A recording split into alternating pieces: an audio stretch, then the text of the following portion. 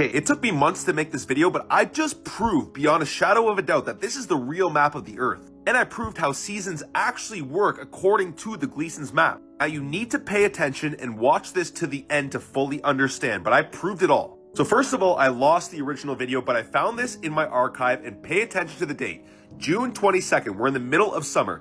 I took these videos from the exact same spot in the field. This is where the sun was setting on June 22nd. You can see the school right here. This is where the sun sets. Now I took this video on September 2nd. The school is this way. The sun is setting this way now, much more south. This is north, this is south. Watch these trees here. Now this video coming up right now is from October 16th, and you can see the sun has moved more south. It used to be right here, and now it's in between those trees that I just pointed out. It keeps moving more and more south as the seasons progress towards the winter. Now this is the last video that I took today. There's the trees that the sun was in between. Look where the sun is right now. It is setting much more south in the middle of the winter. It's further away. That's why it's smaller, because it's much more south. Now let's look at the Gleason's map. So you're gonna notice right here and right here, it says the December and the June solstice. This explains how the seasons work. All right, now this is what the June solstice looks like. This is the sun, this little dot right here.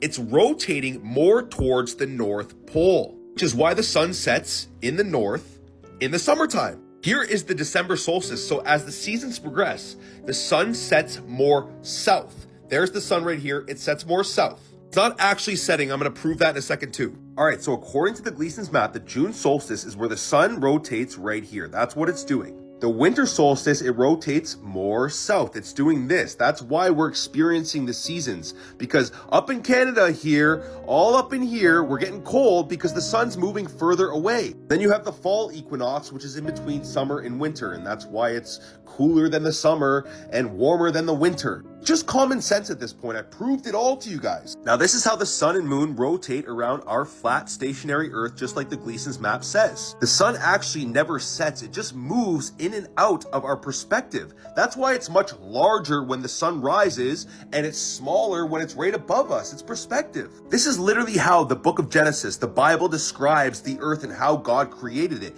It lines up with exactly what we see and observe. It's observable reality. It's real science. I just did it. This is the real map of the earth. There is no doubts whatsoever. You can't doubt it. I just proved it. And it's the exact map that the United Nations, the Freemasons that lie to you about everything, use in their logo. The truth is always in plain sight.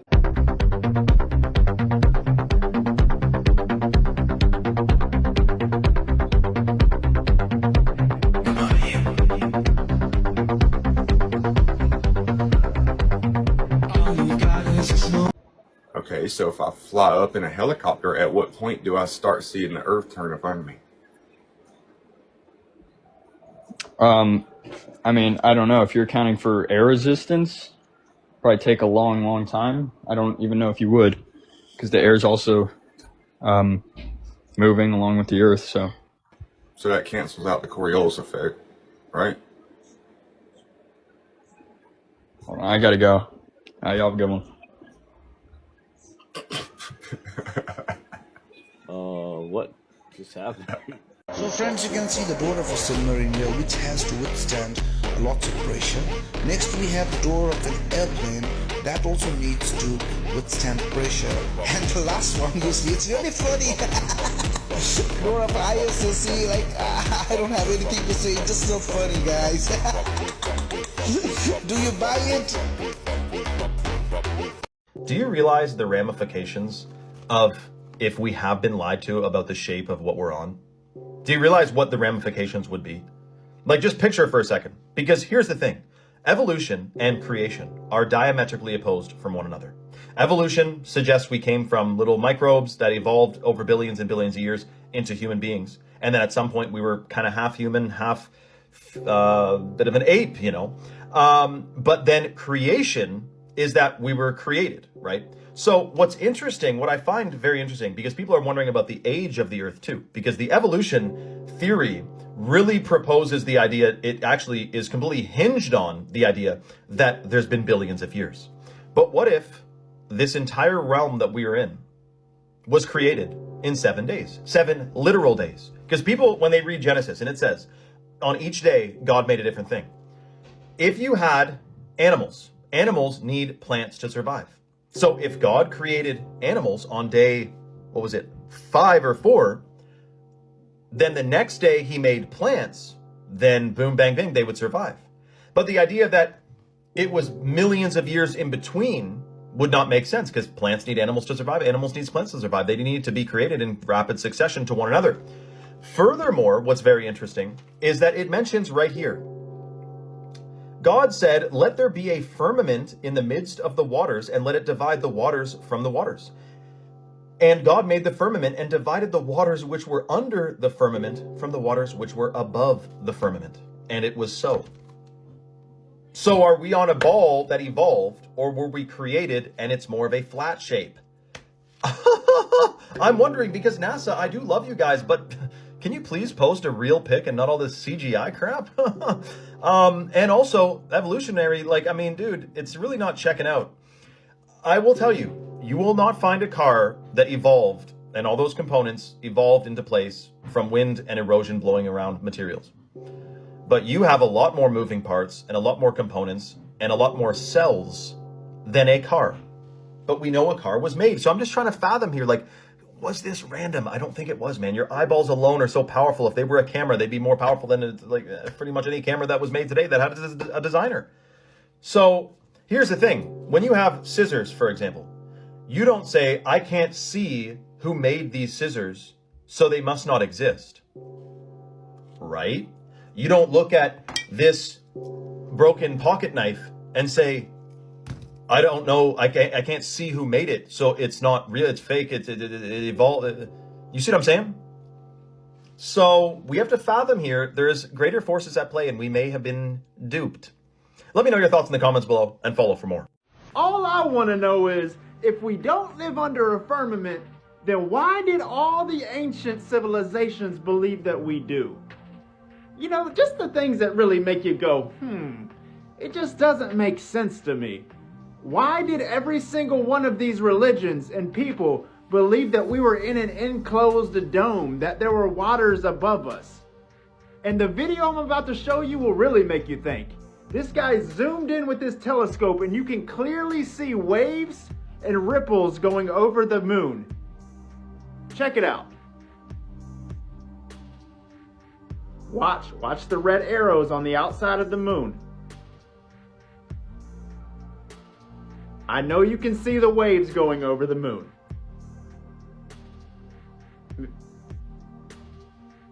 I don't know. I'm pretty sure that the Bible is telling us the truth on this one.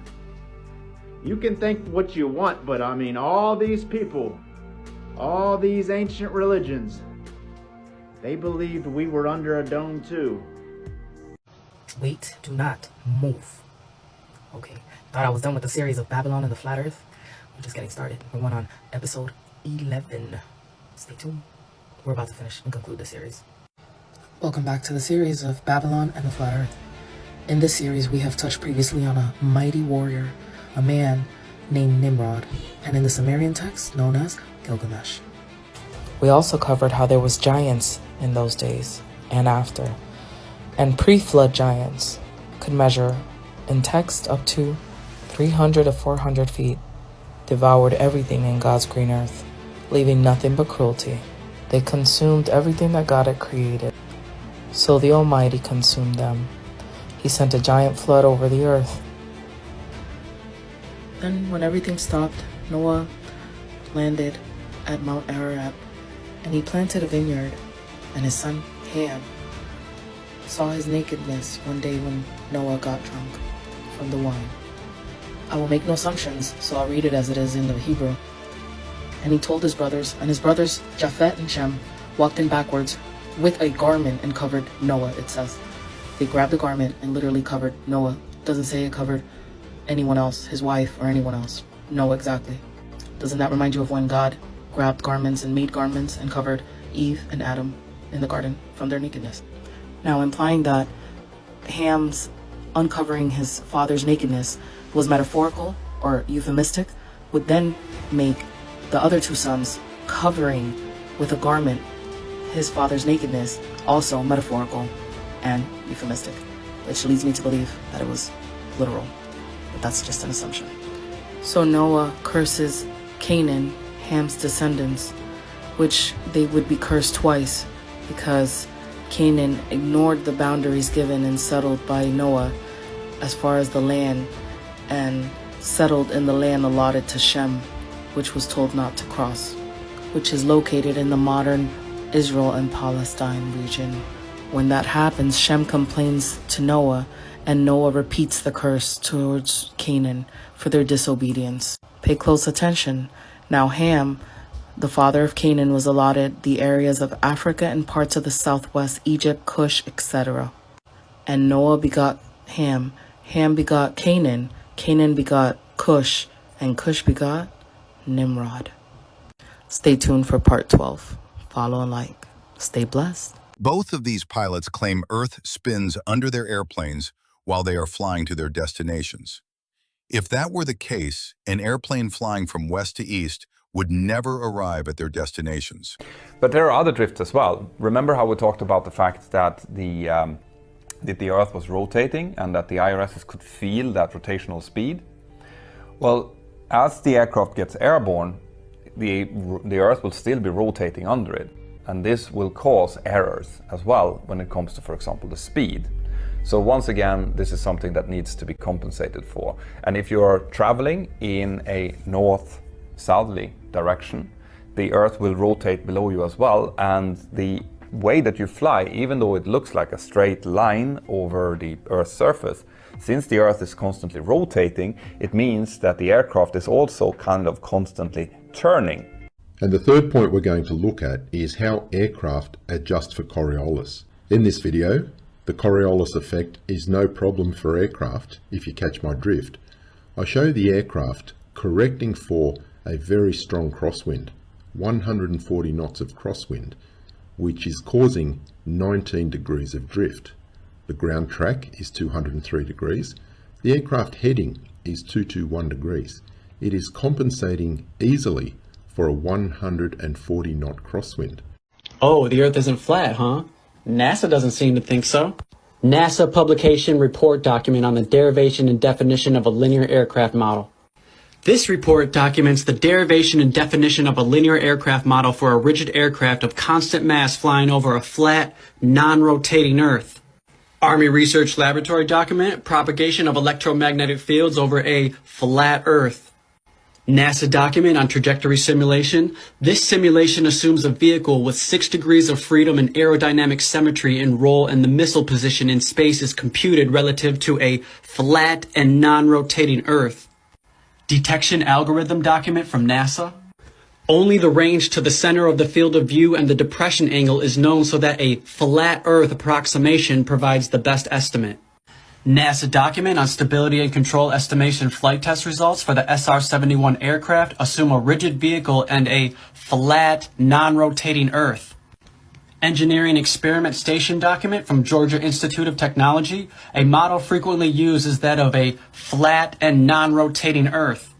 NASA document on the mathematical model of the CH-53 helicopter. The nonlinear equations of motion used in the linearization program are general 6-degree of freedom equations representing the flight dynamics of a rigid aircraft flying in a stationary atmosphere over a flat and non-rotating Earth. NASA documentation on equations of motion. The helicopter equations of motion are given in body axes with respect to a flat and non-rotating Earth.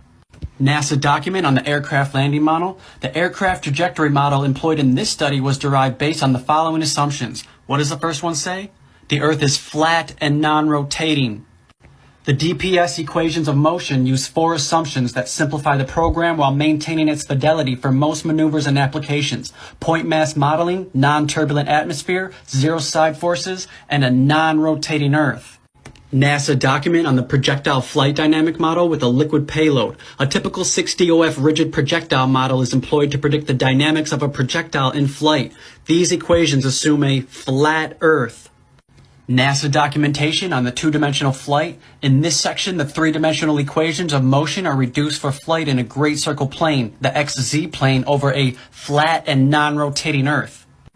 Under the previously mentioned assumption of no side force and no side slip, the zeroth order equations of motion representing flight in a vacuum over a flat Earth. A property-based system design method with application to a targeting system for small UAVs. These targeting methods were considered assuming a flat Earth. The evaluation revealed a descending utility order of DTED, flat Earth, and range based upon the system's stated requirements. Through the government CIA website, cia.gov, and I came across this document. And let's just take a read at what it says, shall we? It appears that the government is taking photographic observations of the spectral intensity of the firmament. It also says that the spectral brightness of the firmament along the Alma Cantar or the Alma Cantara of the sun was observed in the Pugachev and the Alma Ata regions by means of a spectrograph with a glass lens system. Alma Cantar means the solar trajectory of the sun around the flat earth. Now, real quick, for everyone out there who's not aware of what the firmament is, let's take a look at what the mainstream Wikipedia narrative definition is for the firmament. In biblical cosmology, the firmament is a vast, solid dome created by God during the Genesis creative narrative to divide the primal sea into the upper and lower portions. Okay, but it says right here that the concept of the firmament was dropped with advances in astronomy in the 16th and the 17th century. So they're telling you that there is no firmament. But yet, what do you know? Here we are back with another document from CIA.gov talking about a near-sun halo that's giving off perpendicular rays of light. Okay, the government knows that the Earth is flat and they're up there doing experiments on the firmament trying to get analytical data on it. Okay, the dissertation contains a certain formula of the brightness of the sky, taking into consideration only the brightness of the first order and derived on the assumption of a flat Earth and giving some conclusion derived on the basis of this formula. A method is also proposed of determining the brightness of the clear daylight sky at any point based on measuring the brightness along the Alma Cantar of the sun and of 5 to 6 points of the firmament located at various zenith distances. And once again, for those who didn't catch it before, the word Alma Cantar or Alma Cantara means the solar trajectory of the sun around the flat Earth. Okay, but here we are yet again, CIA.gov, official document, talking about spectral photographic observations of the firmament. Okay, but we just looked at Wikipedia, okay, and the official narrative is that the firmament does not exist. But yet here we are on the CIA government website saying that the color temperature of the firmament amounts to 6,100 to 1,750 degrees Kelvin. The flat Earth map dates back over 1,000 years. This map is credited to being created by a Persian astronomer. His name was Al-Biruni and he lived between 973 AD to 1048 AD. It's the official map of the United Nations and also the United States Geological Survey. It used to be present in many places before the creation of NASA and the Antarctic Treaty in 1959. Here you see it with Admiral Byrd. This map has been restored by Dmitry from Russia with suggestions of mine, Idialenkar. Known by my YouTube channel Flat Earth Banjo, I asked Dmitry to include the Bermuda Triangle and Point Nemo, a place deep in the Pacific where NASA buries rockets. Then Robert Tozzi, a professional mapmaker, came along and enhanced the map even more. There are many people now selling this map online, but if you could order it from my online store, I would greatly appreciate it. Visit my online store now and order one of the items. I humbly thank you.